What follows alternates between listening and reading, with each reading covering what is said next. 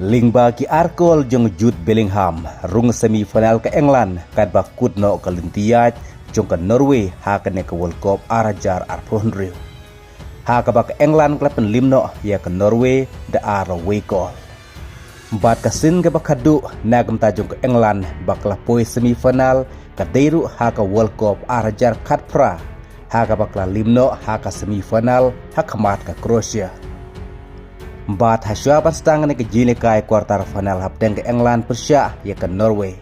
Kala donru ke jing sngabjar sipor kum ke jing burom ya orang leka jong ke South Africa ubala klatno tang hakarta ke ba Arsenal.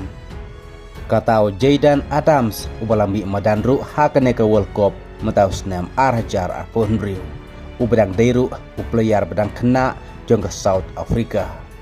Ke England kelarung syaka semifinal hakane ke World Cup mentau senam arajar arphonriu haka bakal laban pelimno ya ke Norway haka quarter final da away call. Wadla day ke Norway ke bala penkendit ya ke England da ke bayu tep call ningkong haka menit ke bala arphonriu kataling bau rangel kaya bedang kena jo ke Norway katau Andries ya ke bala asis da Martin Odegaard. Bat Martin Odegaard hakane ke World Cup arajar arphonriu menta ulayo sauteli ki asis. Haka bau rangelekai belayo buntam ki asis hakane ke World Cup arajar arphonriu udayo rangelekai ke France katau Michael Olise. Kad bau Martin Odegaard ulayo sauteli ki asis. Henry Kam Simposlem ya ke England berpenekaj jakane ke Sikol. Haka bah haka menit sabsan plus R.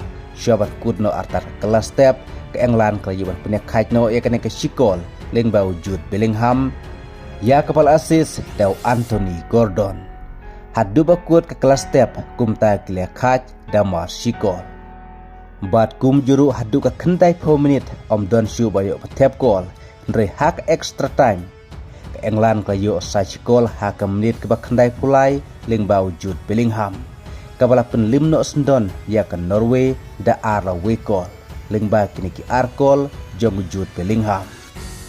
Kumta ke England mentak larung syaka semifinal bat haka semifinal kasih kendu persya ya ke Argentina lana ya ke Switzerland. Haka baka jingle kai hapdeng ke Switzerland persya ke Argentina ke quarter final kan sedai mentak ke step haka porn riusiteng. Titung sepej haka semifinal bat no ke England kan kendu bat lah to ke England kan don emak jingkermen ban poi sidu ke final World Cup mentau senam arajar arphonriu. Lingba kini ki Arkol ki bau Jude Bellingham ulayo menta ke step persya ya ke Norway.